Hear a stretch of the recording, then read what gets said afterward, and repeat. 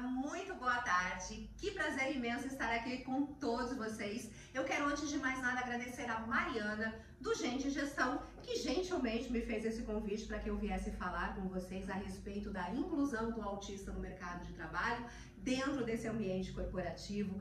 Quero agradecer também a Cristina, que é a gestora da equipe de Frankfurt, que está toda em peso aqui participando conosco. Sejam bem-vindos, que prazer. E também ao Márcio, que é o gestor Latam, cujo todos profissionais também de toda a América Latina está participando aqui conosco desse evento. Então, deixa eu falar aqui um pouquinho para vocês qual é o nosso propósito, por que nós estamos aqui. Hoje nós vamos falar sobre um tema extremamente importante, que é o tema do autista no mercado de trabalho, o autista dentro das corporações. E o quão difícil é, muitas vezes, identificar esse profissional. E quando identificado, como fazer com que esse profissional tenha acessibilidade dentro do ambiente corporativo. Então, hoje o nosso bate-papo é a respeito disso. E o tema aqui da nossa palestra, ele é autismo para além da inclusão.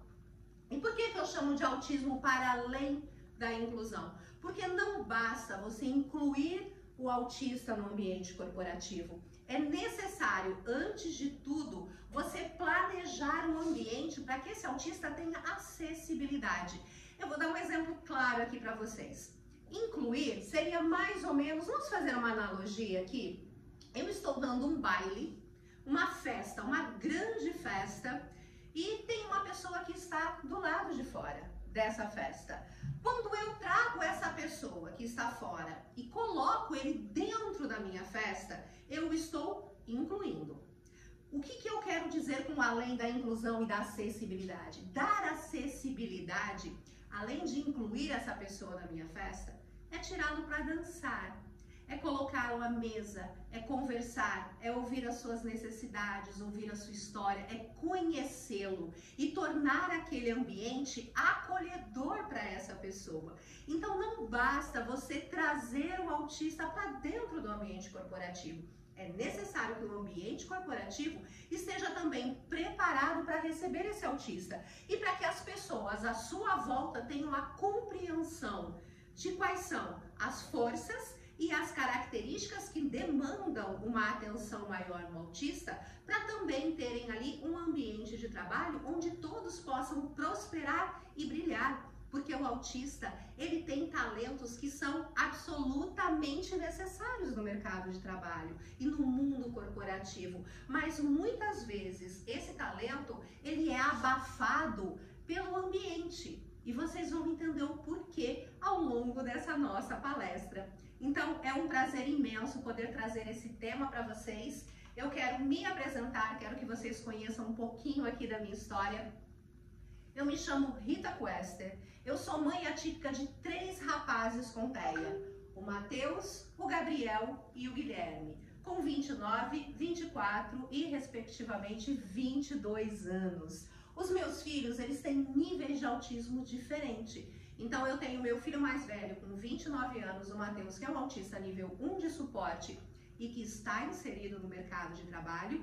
Eu tenho o Gabriel, que tem 24 anos e ele tem um nível 2 de suporte, porém com maior nível de comprometimento que o Guilherme, que é o meu caçula de 22 anos, e ambos não estão inseridos no mercado de trabalho, porque falta a eles a capacidade hoje de conseguir ter uma autonomia que os permita estar fora do ambiente vigiado ou do ambiente monitorado, porque eles precisam de um nível maior de suporte. Então, por isso, eles são suporte nível 2. Mas vocês vão entender exatamente o que é essa questão de nível de suporte daqui a pouquinho, porque eu vou dar aqui para vocês uma visão muito clara, mas nada técnica, tá? O que eu vou trazer aqui para vocês não é uma visão técnica do autismo, é uma visão de mãe e de mulher que não só tem filhos autistas inseridos dentro do mercado de trabalho, mas que também, como profissional, já atuou e já criou esse ambiente propício para que esses autistas possam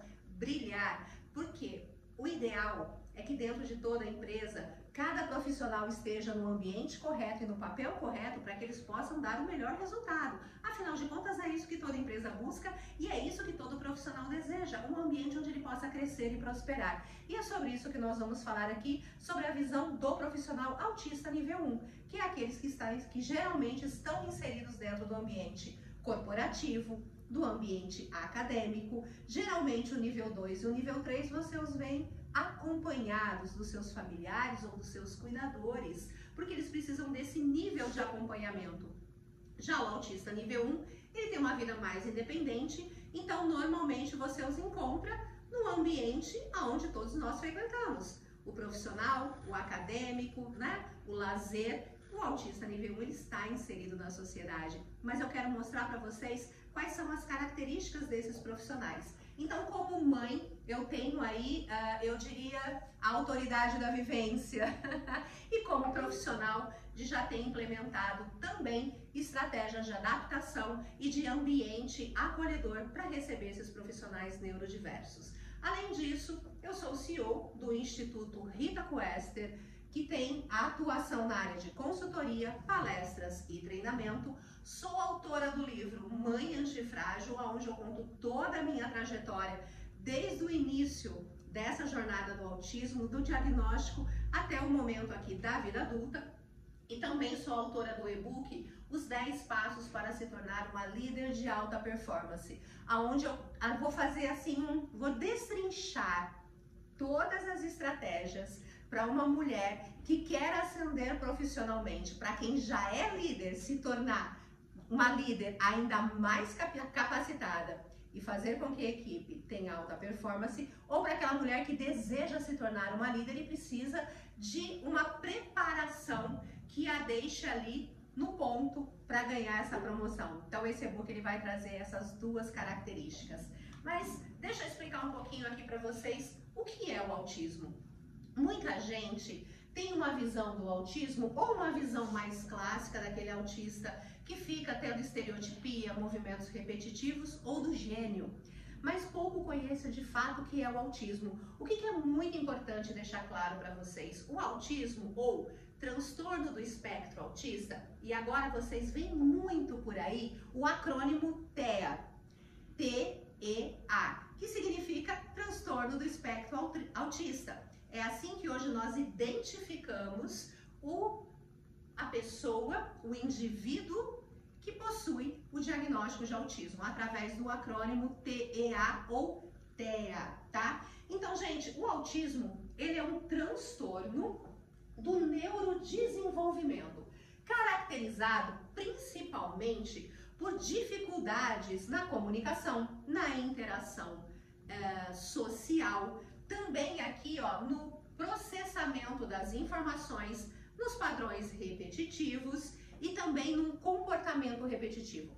O que é o padrão repetitivo? Repetição de movimento, ecolalia, que é quando você repete a fala. Existem diversas características, mas como nós vamos falar aqui do autista nível 1 de suporte, nós vamos falar especialmente da dificuldade que esse indivíduo tem na interação social, que é onde a gente mais identifica as características do autismo dentro do ambiente corporativo. Então é sobre isso que nós vamos falar nesse momento com vocês. Bacana? Então, ó, deixa eu explicar um pouquinho. Antes de mais nada, para que vocês entendam o autismo, vocês precisam entender isso aqui, ó. Existem 3 níveis de suporte. Autista nível 1 de suporte, nível 2 de suporte e nível 3 de suporte. O que isso significa? Qual é o nível de intensidade de apoio necessário para que a pessoa autista consiga realizar as suas atividades no dia a dia? Nível 1 de suporte é um nível leve, ou seja, leve no sentido de apoio, tá? Então ele precisa de um nível de suporte leve, menor. O autista nível 2, ele precisa de um nível de suporte mediano. Ele tem um nível de suporte maior. E o nível 3 é aquele que precisa de um suporte quase que 24 horas por dia. Então, só para que vocês possam entender exatamente o que é cada nível de suporte. O nível de suporte 1, que é um nível de suporte leve, ele tem uma questão maior aqui, como vocês podem ver, na socialização. Imaginem o seguinte, uma criança autista, ela consegue frequentar a escola regular, tá? Então, estamos falando aqui do autista nível 1. Quando criança, consegue frequentar a escola regular, mas ele tem dificuldade, por exemplo, para fazer amigos, para entender as ironias, para entender piada, para entender aquela linguagem, aquela gíria, né, que é tão comum na criança, no adolescente. O autista nível 1, ele tem uma dificuldade absurda de entender isso, tá? Mas com o apoio dos professores e dos profissionais, do psicólogo e demais profissionais que acompanham esse autista nível 1, ele consegue ter uma boa adaptação, perfeito? Já quando adulto, vamos falar aqui da rotina? Um adulto autista, ele trabalha normalmente, mas ele se sente muito ansioso, por exemplo, quando você tem uma mudança de última hora. Você muda os planos de última hora, muda o horário de uma reunião de última hora, isso causa uma desregulação. Por quê? Porque ele precisa de rotina. Então, com assim, aviso prévio, olha, avise com antecedência. Vamos mudar o horário da nossa reunião. Vamos ter uma reunião que vai acontecer amanhã, que era ao meio-dia, ficou programado para as 16 horas. Dessa forma, você consegue ter tempo suficiente para que ele se prepare emocionalmente para aquela mudança. O que não podem haver mudanças bruscas ou frequentes de rotina. O autista precisa dessa rotina, tá? Mas com um aviso prévio, com pequenas adaptações, ele consegue normalmente seguir ali o cotidiano, a rotina diária dele, tá? Já o nível 2 de suporte, que nós chamamos aqui de suporte moderado, que é o caso dos meus 2 filhos, eles têm um problema maior na comunicação. Por exemplo, uma criança, ela consegue falar, mas ela tem dificuldade para manter uma conversa, para manter um diálogo. Então, geralmente, o que acontece com essa criança nível 2 de suporte?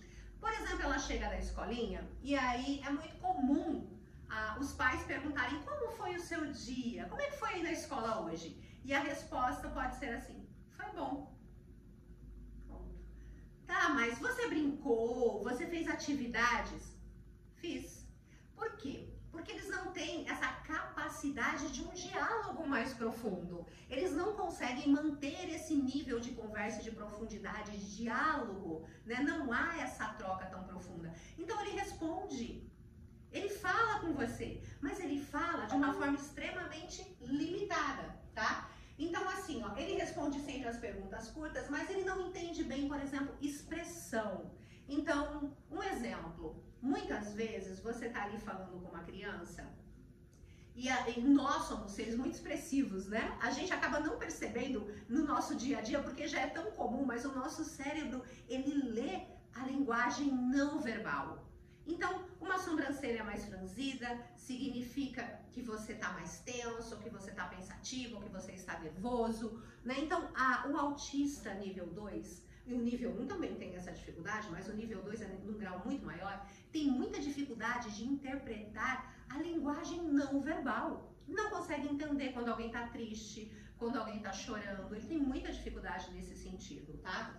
Então, quando a gente fala aqui em comportamento, por exemplo, um adolescente, ele se desorganiza facilmente com barulho, com ambientes movimentados, ele precisa de apoio para se regular emocionalmente e para realizar atividades diárias, como organizar o seu material escolar. O que isso significa? Um adolescente, um autista nível 2, ele sofre uma desregulação emocional muito grande quando ele está num ambiente com muito barulho. Vou dar um exemplo. Você vai ao shopping, por exemplo, com um autista nível 2. Muitas pessoas falando ao mesmo tempo, barulho, né? Barulho de uma máquina, barulho de um stand que está tendo ali, por exemplo, uma promoção. Tem muito barulho em volta. O que acontece? Isso gera uma desregulação emocional. Às vezes é barulho não é só o barulho, mas a luz, aquele excesso de luz, aquele excesso de informação. O autista, ele tem a questão sensorial muito aguçada. E o autista nível 2, ele tem essa questão dessa sobrecarga. Gera uma sobrecarga emocional muito forte e aí, consequentemente, isso gera uma crise. Você já deve ter visto, seja nas redes sociais, né, ou até presencialmente, um autista ter uma crise no meio de um ambiente e do nada, de repente, você fala, mas como assim do nada? Ele começa a gritar, se bater, se jogar no chão, se morder, e você não sabe o que foi o gatilho que disparou tudo isso. Você fala, mas do nada, ele estava bem, e de repente isso aconteceu? Não, ele não estava bem. Ele estava sendo sobrecarregado sensorialmente desde o momento, às vezes, em que ele saiu de casa, no trânsito, a caminho, quando chegou lá, muita gente, muito barulho, falando ao mesmo tempo, aquele barulhinho que a gente nem percebe, para eles é um estrondo. Então aquilo foi sobrecarregando, sobrecarregando, e aí ele transbordou em uma crise. Isso é muito comum. E quando a gente fala do autismo nível 3, né, que ele tem ali um suporte intenso, onde ele precisa ali de suporte quase que o tempo todo. Na parte da comunicação, a criança ela não fala e usa figuras ou aplicativos para se comunicar. Precisa de apoio constante para se fazer entender, até mesmo para pedir comida ou ir ao banheiro. Em questão de autonomia, um adulto ele precisa de acompanhamento 24 horas por dia, não consegue se alimentar, se vestir, atravessar a rua sozinho, com segurança, dependendo de cuidado dos outros para quase tudo. O que isso significa? Que o autista nível 3 de suporte, ele não tem uma autonomia. Ele requer cuidado quase que 24 horas por dia, para se alimentar, para se vestir, para tomar banho, para fazer a sua higiene pessoal. Ele precisa sempre de um suporte, ele tem que ser acompanhado, ele é não verbal, ele não sabe muitas vezes como se comunicar. Em alguns casos, eles têm, por exemplo, fichinhas para se comunicar, ou algum equipamento eletrônico que ele se comunica, mas isso no nosso país, infelizmente, é muito raro, então eles não têm habilidade da comunicação. Então eles precisam de um pai ou de um cuidador 24 horas por dia. Então essa é a diferença dos níveis de suporte. O autista nível 1, suporte leve, nível 2, um suporte moderado, e o nível 3, um suporte intensivo, para que ele consiga ter uma vida, para que ele consiga, na verdade, sobreviver, tá? Então, para que fique claro aqui para vocês essa questão da diferença de suporte. E quando a gente fala do autista nível 1 de suporte, quem aqui já ouviu falar do Sheldon Cooper? Levanta a mão aqui para mim. Todo mundo levantando a mão, né? Todo mundo já ouviu falar do Sheldon Cooper. Gente, o Sheldon, ele é um exemplo claro de como as pessoas imaginam um autista. Esquisito e genial. Então, isso não é um fato, tá? Isso é um mito. Esse mito de que todo autista ele é extremamente esquisito e genial não é real. Nós assistimos muito hoje nas séries, né? As séries elas mostram um autismo que não corresponde à realidade. Ainda mais a realidade que eu acabei de mostrar para vocês, que é a realidade dos outros níveis de suporte do autismo. E o autista nível 1, geralmente, ele é sempre caracterizado como alguém brilhante, como alguém capaz de realizar coisas extraordinárias. De fato, nós temos autistas que têm altas habilidades e que têm hiperfoco, que são capazes realmente de feitos incríveis. Mas assim como nós, pessoas típicas, são raros. Você não encontra um gênio em cada esquina. Por que eu digo que a gente não encontra um gênio em cada esquina? Porque gênio é quem muda a humanidade. Na minha percepção, um gênio, ele não é apenas inteligente, ele realiza coisas que é capaz de mudar o seu ambiente, a sua comunidade, a sua cidade, o seu país ou a humanidade como um todo. Um gênio, ele causa impactos que são perceptíveis e que perduram por gerações. Então não, nem todo autista é gênio, mas todo autista ele tem um certo grau de esquisitice. Isso eu tenho que concordar que isso é um fato, mas vocês vão entender o porquê quando vocês começarem a entender sobre o autista nível 1, que é o foco aqui da nossa conversa, que é o foco da nossa palestra, uma vez que nós vamos falar sobre a ambientação do autista dentro da empresa, o que faz com que a gente pressuponha que nós tenhamos autistas nível 1 na empresa, porque são aqueles que, como eu disse, estão no ambiente corporativo, no ambiente acadêmico e ali no dia a dia convivendo com as pessoas e que muitas vezes desconhecem que são autistas. Isso é muito comum, a pessoa desconhecer que ele é um autista, ou muitas vezes você convive com um autista e desconhece que essa pessoa tem esse diagnóstico, tá? Então deixa eu explicar aqui um pouquinho para vocês. O autista nível 1 de suporte, ele é aquele que muitas pessoas passa desapercebido por elas, tá? Eles não conseguem, muitas vezes, identificar o que é esse autismo nível 1. E por que ele passa desapercebido? Seja no ambiente social, no ambiente profissional, mas ainda é importante dizer que eles ainda enfrentam muitos desafios. Passam desapercebidos, mas eles enfrentam muitos desafios. Então, recapitulando aqui para vocês, o autista nível 1 de suporte, ele é aquele que muitas vezes ele passa desapercebido no ambiente social, no ambiente corporativo, mas ainda assim ele sofre e ele enfrenta muitos desafios no seu dia a dia e desafios extremamente importantes. Então veja aqui comigo, ó, quais são as principais características do autismo nível 1. Na comunicação e na interação social. Lembra que eu comentei com vocês? As principais características do autismo nível 1 está direcionado para a comunicação e a interação social. E como é que isso se apresenta? Eles conseguem se comunicar verbalmente, mas eles podem ter dificuldades em manter conversas prolongadas. Ou seja, é muito comum que o autista ele dê respostas mais curtas, mais objetivas e mais diretas. Então, isso não facilita aquela conversa mais fluida, sabe? Aonde você tem ali uma conversa que vai emendando na outra, você tá falando uma coisa, de repente você fala de outra e traz uma nuance de alguma outra coisa. Então, essa mudança muito brusca no que está sendo dito, da forma como está sendo dito, eles têm muita dificuldade nessa interação social, entender essas nuances da comunicação social, tá? Um outro ponto importante, dificuldade em interpretar sutilezas, ironias, expressões faciais e linguagens corporal. É muito comum o autista entender as coisas de forma literal, então cuidado quando você usa muita linguagem figurativa. Eu me lembro de uma vez em que eu estava conversando com o meu marido e ele comentou comigo, ele falou, nossa, o dia hoje foi difícil, eu tive que engolir vários sapos na empresa. E o meu filho, nível 1 de suporte, já tinha por volta dos seus 9 anos, ele parou assim, chocado, e falou, pai, como assim engolir sapo? Mas quantos, pai? Doeu? Como é que você tá? Na cabecinha dele, o pai literalmente engoliu vários sapos.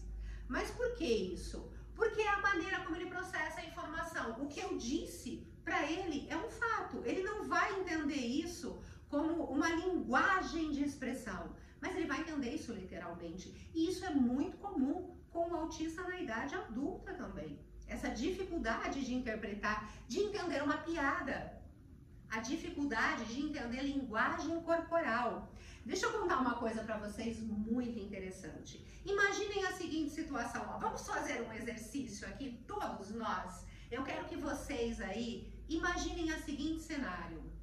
Um homem adulto, ele acorda, ele sai de casa, ele se arruma, ele desce num elevador lotado, ele caminha até o ponto de ônibus, ele espera nesse ponto de ônibus lotado, com diversos carros passando pela rua.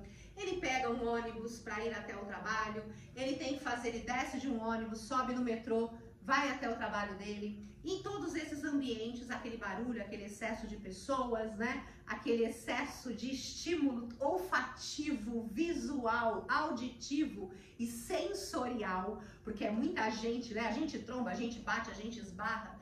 Então, esse é um cenário que é muito comum a maioria dos trabalhadores brasileiros, não é? Quantos de vocês aqui enfrentam isso no dia a dia? Levanta a mão aqui pra mim. Quantos de vocês se identificam com essa cena diária, matutina, de quem sai pra ir trabalhar? Deixa eu ver aqui.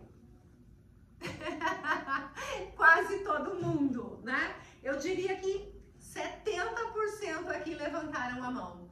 E isso é o dia a dia corriqueiro de muita gente. Aí esse homem, ele chega no trabalho, ele vai até a sua mesa, ele começa a trabalhar, ele tem ali a rotina dele, mas de repente essa rotina muda, alguém muda o horário da reunião, alguém diz para ele que houve uma emergência, ele vai precisar entregar um relatório que não estava previsto, e esse homem tá ali fazendo o trabalho dele, o dia acaba e ele tem a saga de volta para casa.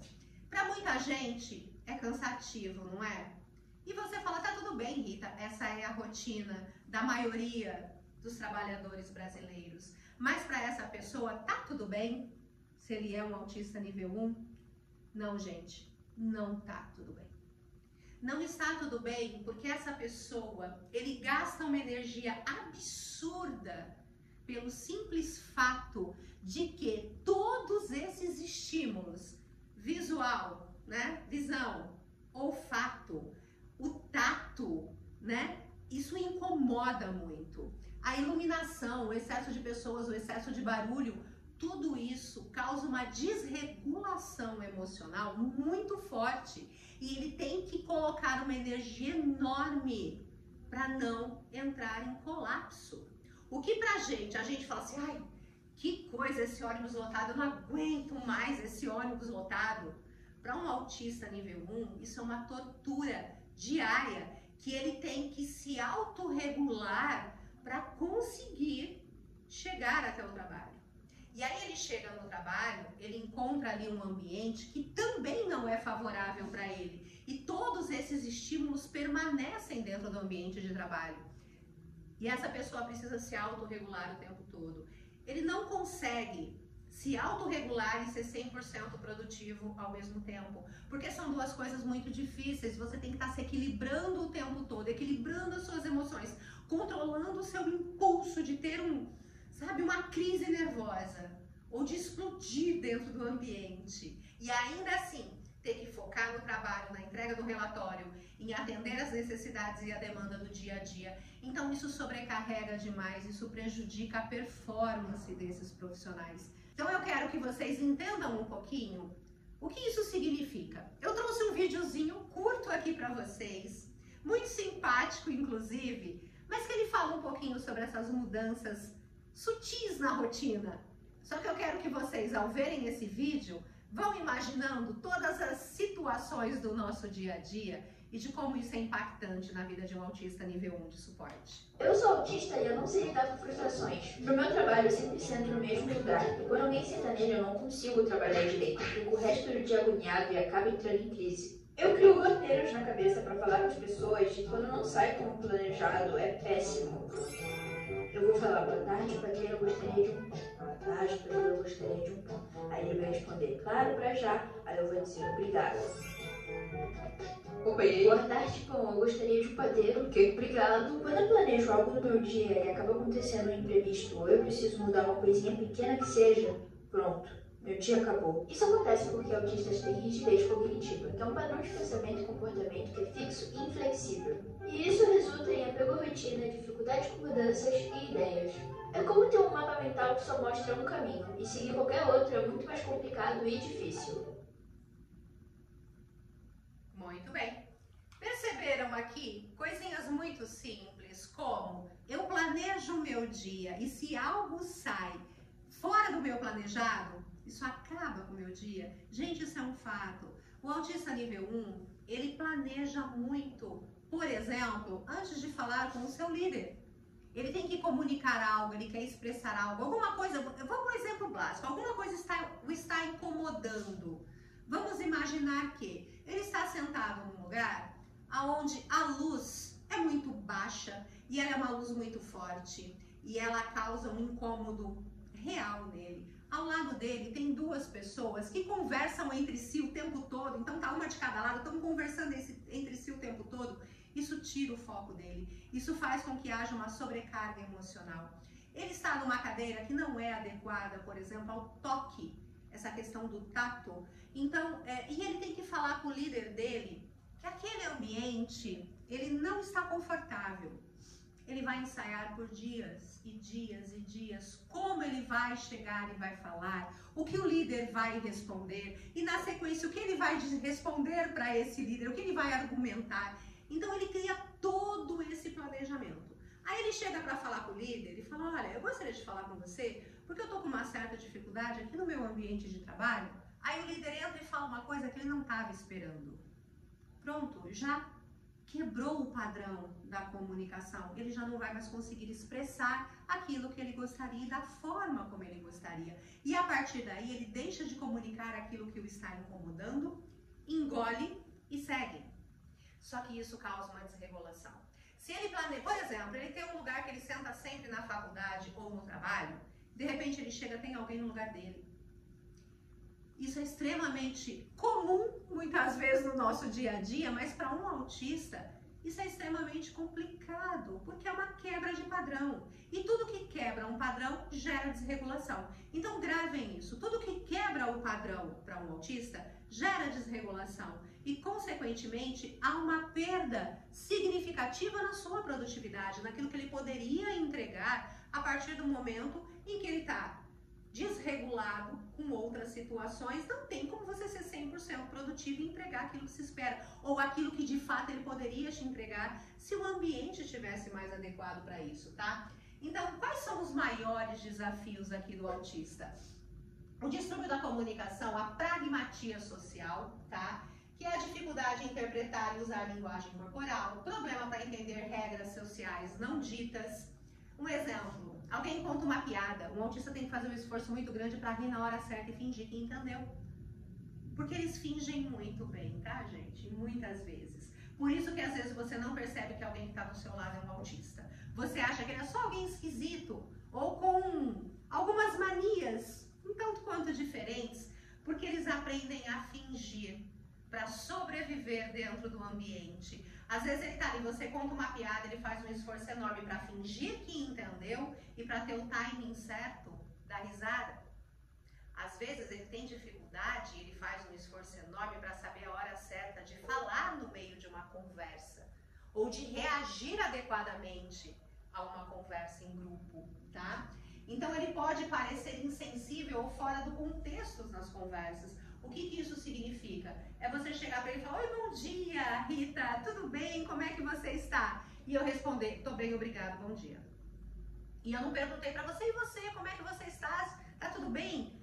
Porque isso é o natural de uma comunicação social. Mas como o autista, ele tem essa pragmatia, ele é pragmático, tá? Socialmente, ele vai dar uma resposta objetiva e direta. Você me perguntou: olá, Rita, como você está? Você está bem? Eu vou responder: sim, estou bem, obrigado. Você não me disse para perguntar para você como é que você está. Então, precisa ter esse entendimento de que não é falta de educação, não é rispidez, não é insensibilidade. É uma forma mais direta e objetiva de encarar o diálogo, de encarar as relações e encarar o mundo, tá? Eles têm tendências a conversas unilaterais sobre temas de interesse pessoal. Muito comum, o autista nível 1, geralmente eles têm um hiperfoco. Ou seja, vocês já devem ter visto isso em filmes, séries, em livros. Crianças, por exemplo, tem muito isso na internet. Crianças autistas com hiperfoco em dinossauro. Sabem tudo. Como viveram, do que se alimentavam, quando foram extintos, quem eram as suas presas e quem eram os seus predadores. Sabem tudo sobre dinossauro. Mas são incapazes, por exemplo, de amarrar o cadarço do tênis ou de abotoar a própria camisa, tá? Muito comum, por exemplo, que um adulto autista, quando ele está inserido, por exemplo, autistas se dão muito bem em área lógica, né? Tecnologia, por exemplo, desenvolvimento de softwares, apps, né? Eles são extremamente focados e você pergunta para ele como ele desenvolveu aquele software ou o que aquele software faz e vai te dar uma aula sobre aquilo que você vai falar: uau, sensacional, entendi tudo. Mas aí você vai perguntar para ele, por exemplo, algo que para ele não tem o menor sentido ou significado. Como que é trabalhar para você nessa empresa? Ele vai falar: bom, gosto, é interessante. Mas conta pra mim um pouquinho, o que essa empresa tem de tão especial? Ela me dá a possibilidade de fazer o meu trabalho. Você entende que você está trazendo à tona para ele um ponto que não é o hiperfoco dele? Então ele não vai desenrolar essa conversa, ele vai ser muito objetivo. Ao passo que, se você estiver lidando com uma conversa onde está o hiperfoco dele, você vai ter um mestre te dando uma palestra impecável, detalhista, daquilo que você está tratando ali com ele. Então, isso é uma das características do hiperfoco, tá?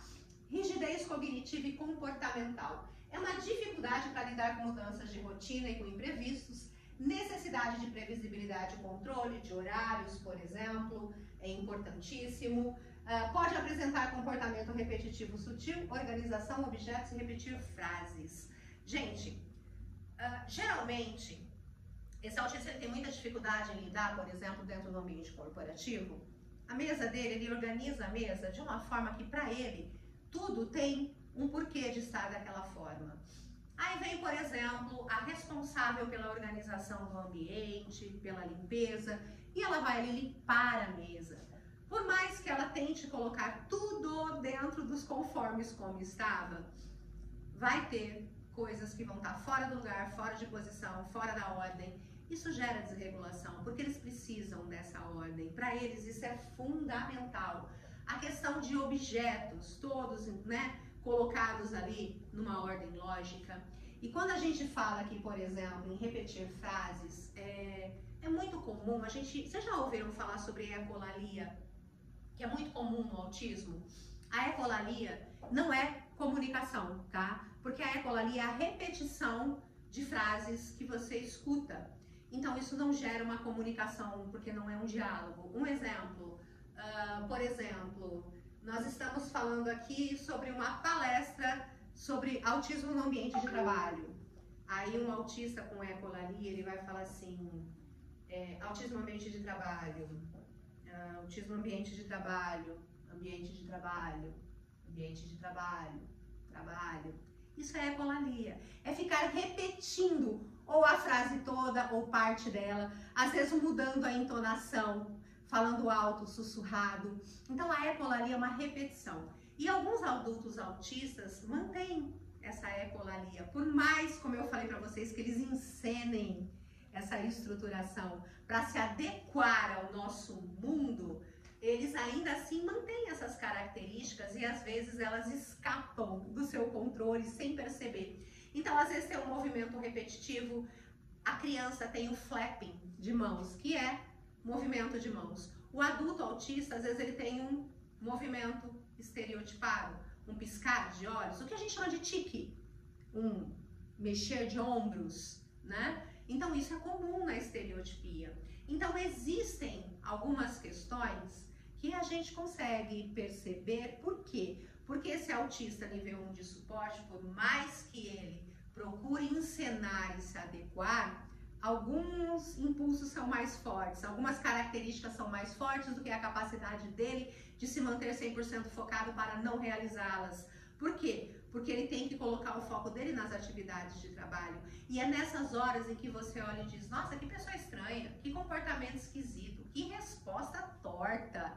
Mas, gente, quando a gente consegue entender, quando a gente consegue identificar que isso não é nem de longe alguém que não queira conviver com você, ou alguém que é grosso, porque o autista ele quer sim se relacionar. Ele não criaria toda essa encenação, ele não treinaria comportamento se ele não quisesse conviver com as pessoas.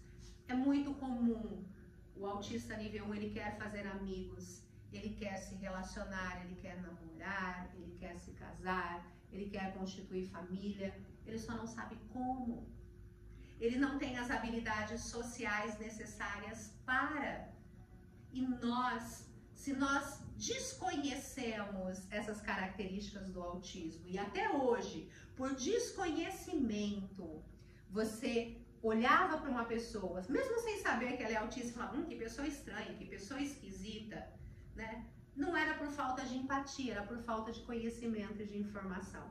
A partir do momento em que você começa a entender que ao seu redor existem pessoas autistas, diagnosticadas ou não, cuja informação do autismo é aberta ou não, convivendo com você, você consegue pegar essas nuances e se ainda assim você não tiver empatia, aí deixa de ser uma questão de falta de informação para passar a ser algo que eu diria que é uma falta de caráter. E por que eu chamo de falta de caráter?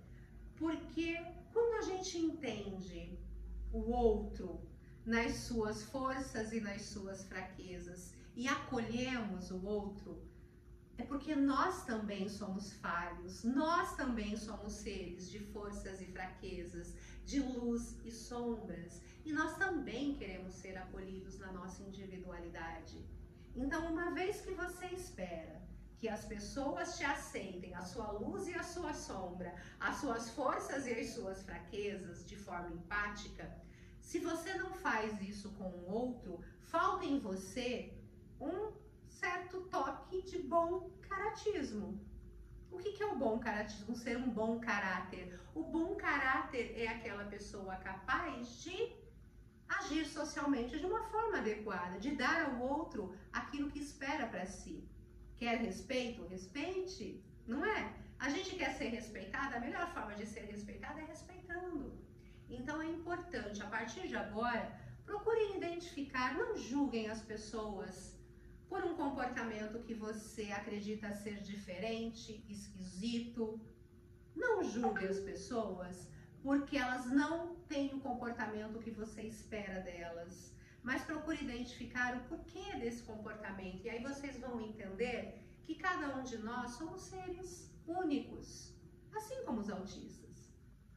Eles têm características que são diferentes? Tem, mas eles têm tantas outras que são muito similares às nossas. A gente tem tanto em comum, somos todos seres humanos e múltiplos na nossa forma de ser e existir. Então é importante vocês entenderem um pouquinho sobre o autismo para que vocês possam acolher melhor essa pessoa autista e dar a ela a chance dela desenvolver o máximo do seu potencial no ambiente corporativo, no ambiente acadêmico e no ambiente social. Perfeito? Ponto importante aqui, gente. Quais são os principais desafios que um autista tem dentro do ambiente corporativo, ou do acadêmico, ou do social, né? Quais são as dificuldades que ele tem com o mundo? Vamos ser sinceros aqui? Com o mundo como um todo. As dificuldades são várias. Hipersensibilidade, às vezes hipo. Hiper é muita sensibilidade, hipo é nenhuma sensibilidade, tá? Então, a hipersensibilidade ou hipossensibilidade a som, luzes, cheiros e texturas. Hipersensibilidade à luz, por exemplo. Então, você tá, sabe, dentro do metrô, quem mora, né? Quem mora aqui em São Paulo ou em capitais ou grandes cidades que tem metrô ou trem, é muito comum, por exemplo, você passar no túnel do metrô e aquelas luzes, né? Aquele passar muito rápido da imagem. Aquilo, gente, é uma sobrecarga sensorial gigante. A gente fala que o autista ele tem uma bateria social pequena, ele se desgasta, ele chega em casa, ele sente dor física. É importante vocês entenderem isso. Quando a gente fala dessa hipersensibilidade, por exemplo, a som. A hipersensibilidade a som, ela causa dores físicas, ela causa crises extremas num autista. Um exemplo, o que para você sou eu aqui falando num tom um pouco mais alto para chegar aí para vocês uma comunicação clara, para um autista seria como se eu estivesse falando com um megafone no ouvido dele, como se eu estivesse berrando na orelha dele. Agora, por que isso causa dor física? Imaginem se nesse exato momento a pessoa que está ao seu lado colocar o megafone e começar a falar com você. Por quanto tempo você aguenta sem que você surte com essa situação? Porque vai começar a doer a sua cabeça, isso vai te gerar um incômodo absurdo e você vai surtar com aquele megafone aqui gritando na tua orelha. Quando você aguenta 1 minuto dessa sensação, imagina o autista aguentar isso da hora que acorda, da hora que vai dormir. Isso causa dor, por isso que chega no final do dia, muitas vezes eles estão exaustos. É por isso que às vezes no ambiente corporativo o autista se recolhe para um ambiente, se tranca, se encolhe, desesperado, procurando um espaço que dê a ele a paz e a tranquilidade que ele precisa para se regular novamente. Entende? Quando a gente fala de hipersensibilidade à luz, é a mesma sensação. Imagina você estar sentada diante de uma luz muito forte no seu rosto. O que pra gente é uma luz normal, por exemplo, o ambiente aquele tá todo iluminado. Só que de repente alguém coloca um holofote virado para mim. aguenta um holofote no seu rosto? Para quem tem hipersensibilidade à luz, uma luz simples é um holofote apontado para o rosto. Quanto tempo você aguenta? Porque vai te dar enxaqueca, você vai ter dor de cabeça, você vai ter náusea, você vai ter mal-estar, você vai ficar disfuncional, você não consegue nem raciocinar. Um autista que tem sensibilidade a som, enfrentar isso da hora que acorda, a hora que vai dormir. E ele tem que se regular. Para ele ser funcional, ele precisa se regular. Só que olha o tamanho do esforço necessário para enfrentar esse desafio. Quanto tempo você aguentaria? Essa é a minha pergunta. Hipersensibilidade olfativa a cheiro. Já entrou no elevador com alguém com perfume insuportavelmente forte e doce? O que te causa? Vai te dando um embrulho no estômago? Ou você está, por exemplo, abre a geladeira de casa, foi viajar, ficou 5 dias fora, a hora que você abre a geladeira, você esqueceu uma comida ali e ela azedou. Vem aquele cheiro insuportável, você te causa aquele embrulho momentâneo no estômago. Imagina você sentir isso dentro de um ônibus, num percurso de 1 hora, o tempo todo. Porque um pequeno cheiro de suor, ou de um perfume mais forte, ou a mistura de tudo isso, que para nós é um leve incômodo, para um autista, é essa sensação, é potencializar ao máximo essa sensação. A questão é, quanto tempo você aguentaria cheirando aqui, ó, esse alimento estragado, sem que você passasse mal realmente? É isso que vocês precisam se perguntar. Porque eles aguentam, eles aprendem a se regular. Mas olha o tamanho do esforço e do sofrimento que nós geramos no outro, simplesmente por desconhecer que esses pequenos detalhes geram tanto incômodo e causam tanta diferença. Quando a gente fala aqui a textura, exemplo, tecido, toque, tá? O que para você pode ser um, oi, tudo bem, Rita, como é que você está? E você bateu aqui no meu ombro? Para um autista que tem hipersensibilidade tátil, isso é um tapa, é uma agressão, dói fisicamente, dói. Então, nós precisamos entender que o autista, não é que o autista ele tem uma questão das conexões neurais, tá?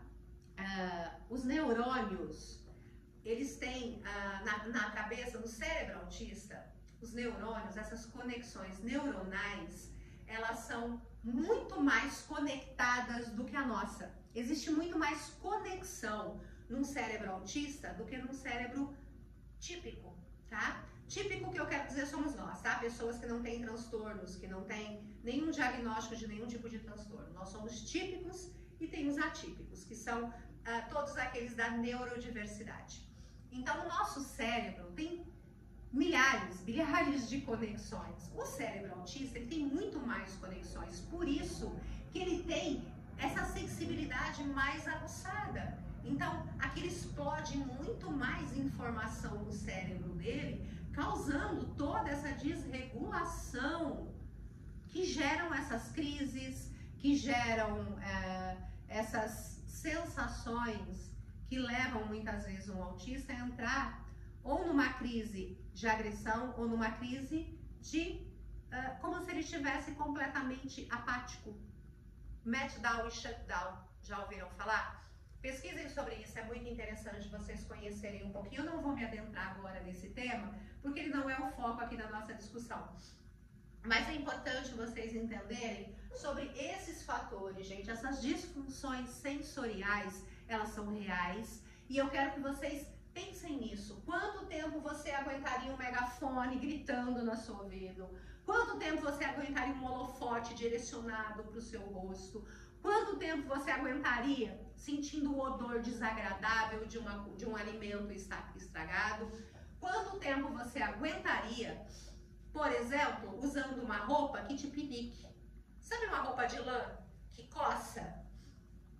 O autista que tem essa sensibilidade, determinados tipos de tecido geram um desconforto tão absurdo ao toque, como seria para mim, por exemplo, que sou alérgico, usar uma blusa de lã aquela lã rústica, sem nada por baixo, protegendo a minha pele.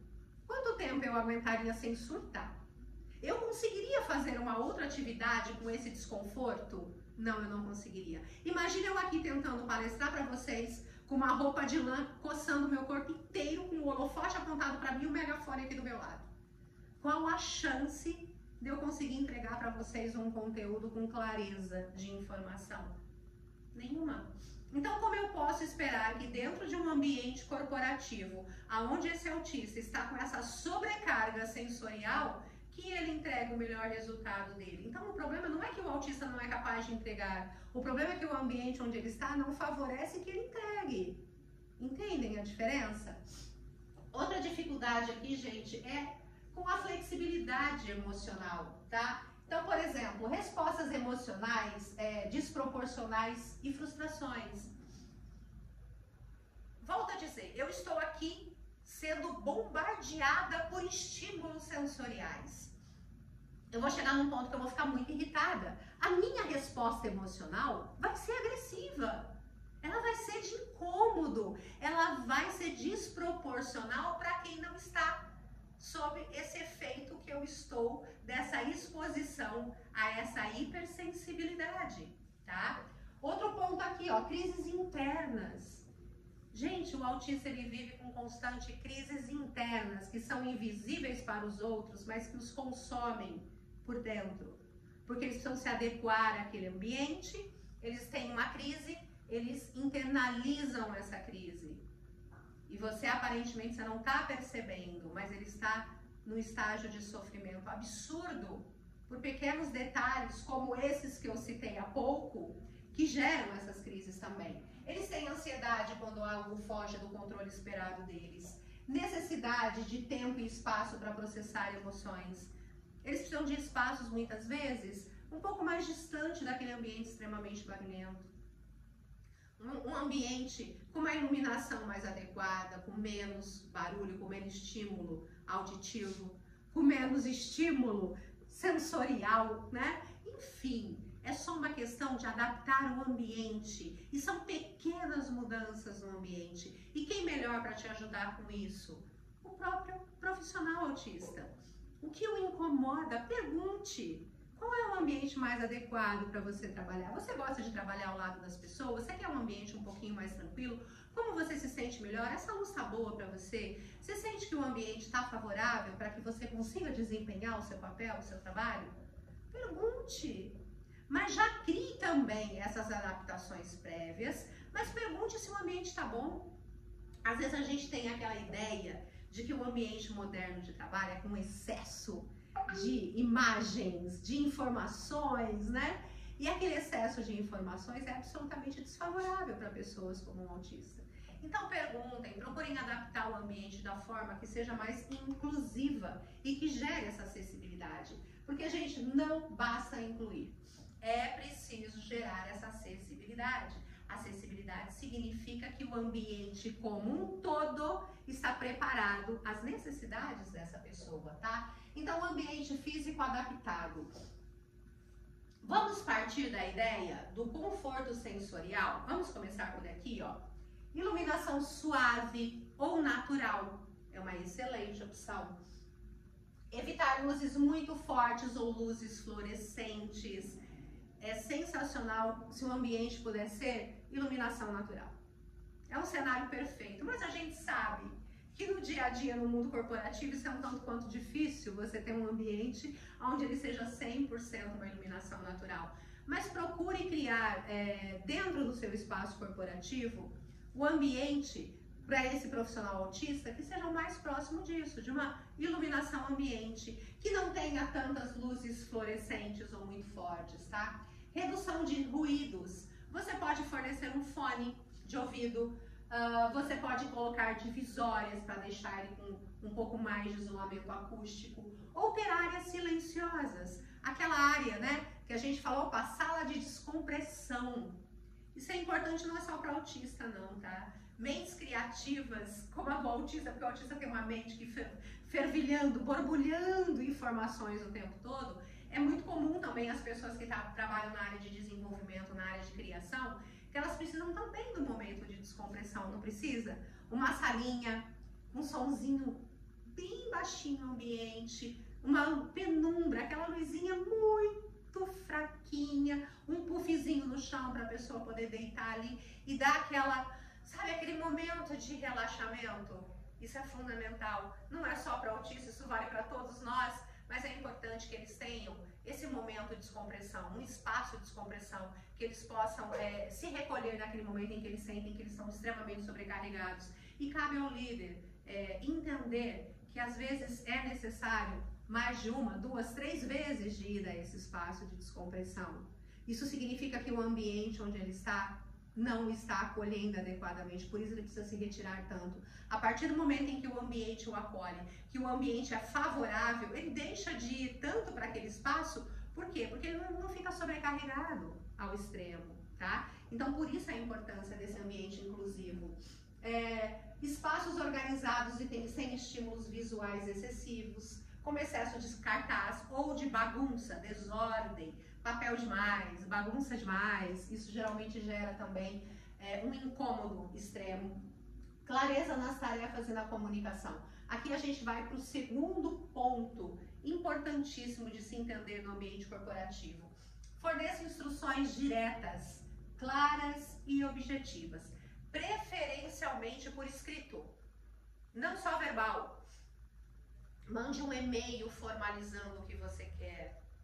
Escreva detalhadamente, de forma clara e objetiva, o que você espera desse profissional, o que você espera que ele entregue naquele trabalho, o que você espera que ele te entregue naquele relatório. Detalhe exatamente o que você quer, tá? Estabeleça rotinas bem definidas, com cronogramas e prazos visíveis. Cronograma na parede.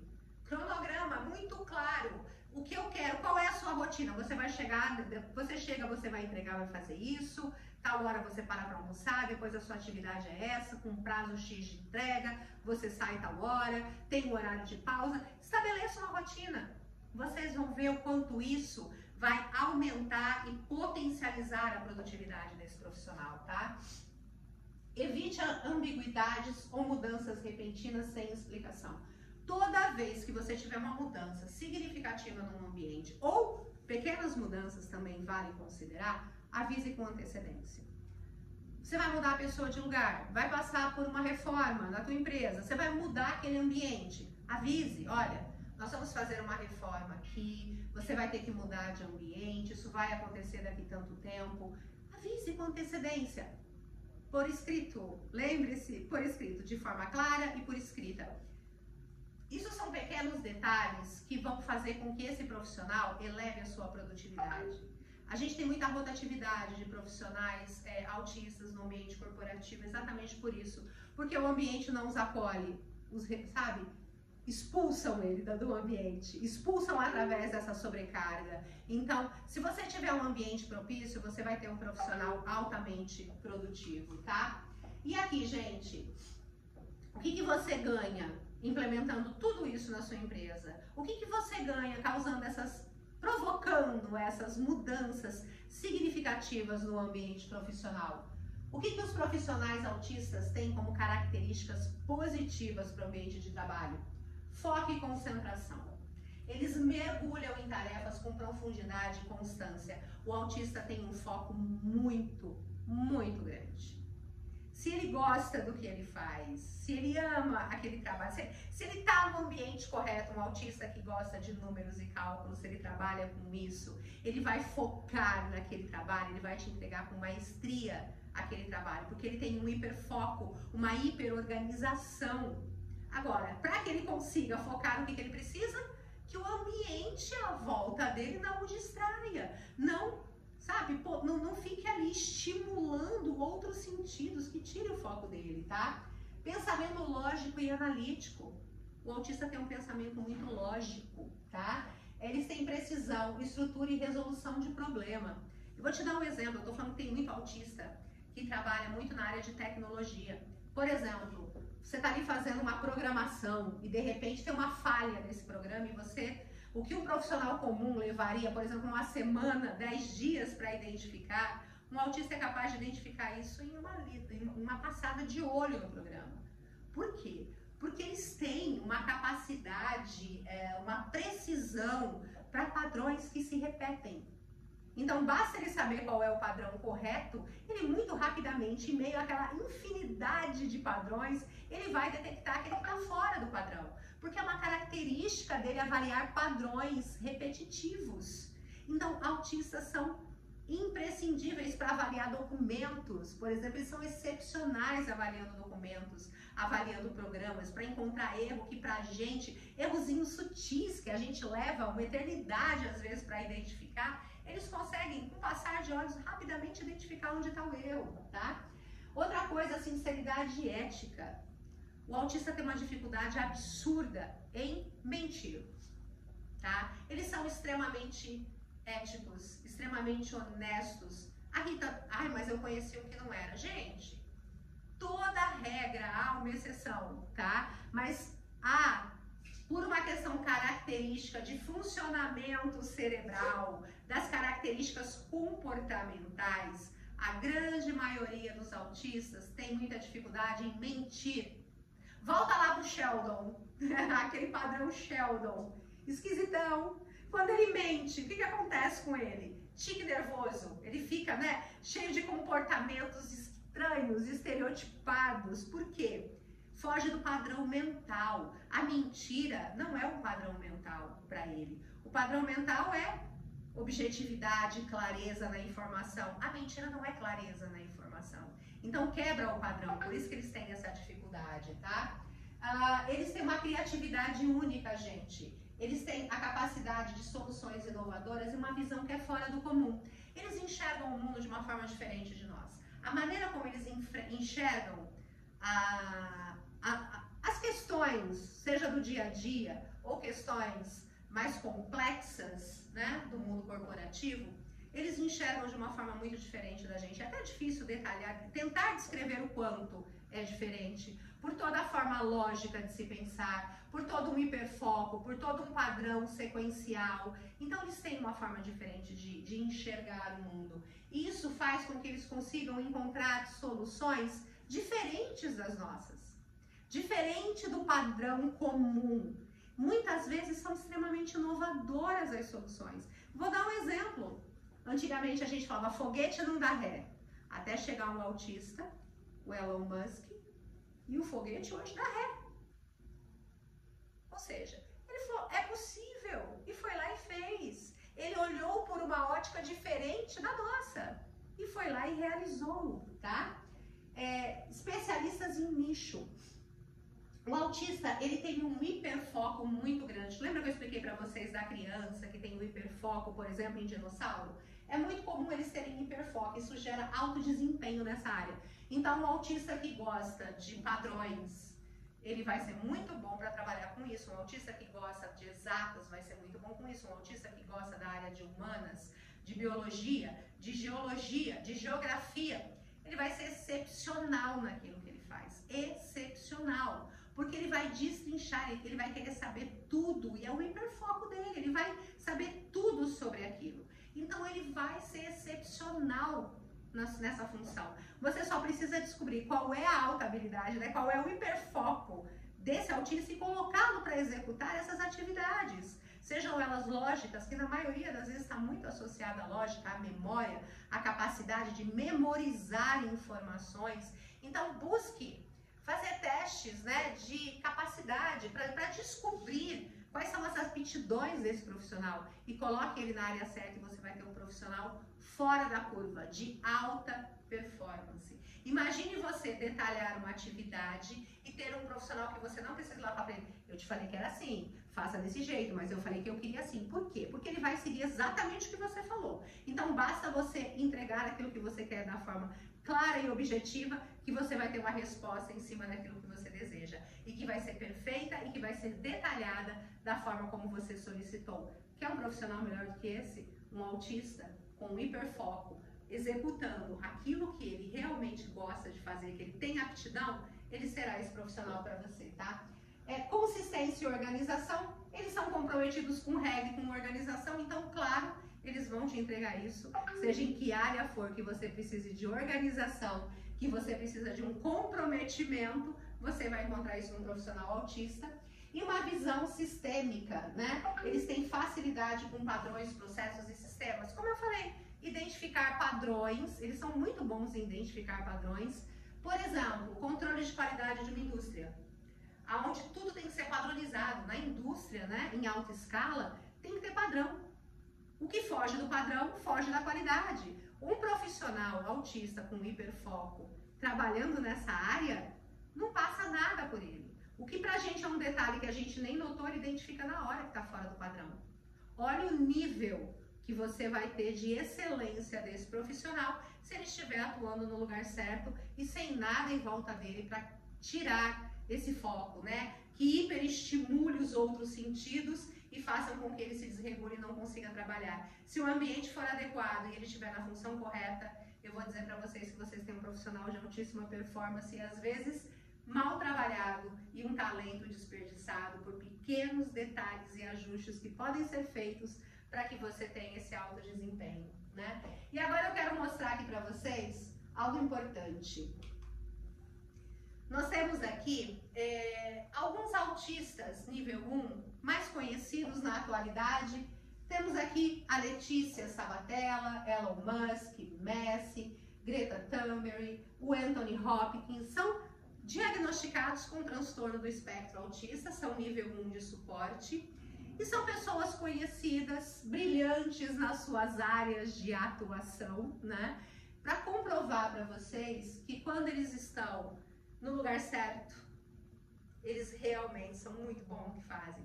Agora eu quero que vocês se atentem a um detalhe importante. Quando a gente fala aqui, ó, possivelmente autistas, né? De acordo com uma análise retrospectiva de comportamento, eles não têm um diagnóstico oficial, porque na época deles sequer se falava sobre autismo. Não se falava, né? Não existia esse termo autista, ou TEA, transtorno do espectro autista.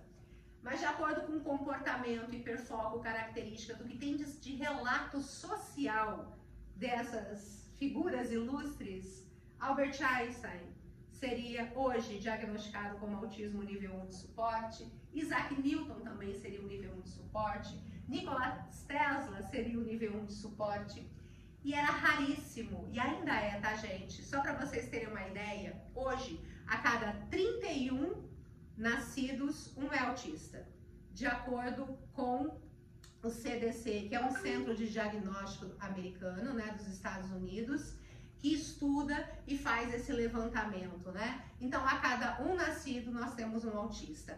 E para cada 4 homens, uma mulher. Então, a incidência de autismo é muito maior, é 4 vezes maior no homem do que na mulher. Por isso que é muito mais comum a gente ter homens autistas do que mulheres autistas. Então, essa daqui, ó, Emily Dixon, né? São raras as mulheres de antigamente, né? Que já não estão mais aqui, que a gente fala, possivelmente era uma autista. Até porque, gente, nessa época aqui, mulher não tinha tanta projeção assim para que se falasse sobre a vida delas e se relatasse a história delas ao longo do tempo. Mas a Emily Dixon, ela era uma mulher de uma família proeminente e ela é uma das maiores poetisas dos Estados Unidos, né? Ela foi reconhecida não em vida, mas póstumamente, e ela tem a sua história relatada justamente por ser de uma família proeminente, e ela tem todas as características também de autismo nível 1 de suporte. Então, aqui alguns rostos conhecidos, eu diria que a única desconhecida aqui para a maioria de vocês seria a Emily Dixon, mas é que é muito difícil encontrar, né? Na antiguidade, mulheres que hoje seriam diagnosticadas com autismo justamente pela falta de visibilidade que as mulheres tinham naquela época. E eu quero passar aqui para vocês um videozinho para a gente poder ir aqui para o final da nossa palestra, que ele fala a respeito da dificuldade do autista, o quanto ele tem que se esforçar para estar no nosso ambiente. É um vídeo muito sensível e eu coloquei um pedacinho, um trechinho bem curtinho, mas que mostra que para o autista estar aqui entre nós é como se ele estivesse num terreno de areia movediça. Ele tá pisando em ovos o tempo todo, ele se sente fora do contexto, ele precisa de apoio, ele precisa de suporte para se manter aqui ao nosso lado. E nós podemos ser esse suporte. Nós podemos ser aquele que acolhe, aquele que dá acessibilidade, aquele que convida para dançar, que não só apenas coloca na festa, mas nós vamos lá e tiramos para dançar, seguramos na mão e fazemos essa caminhada juntos. Então eu quero que vocês assistam com bastante carinho. Imaginem o nível de dificuldade de alguém que vive assim. E se fosse você? Pensem nisso. Se fosse você.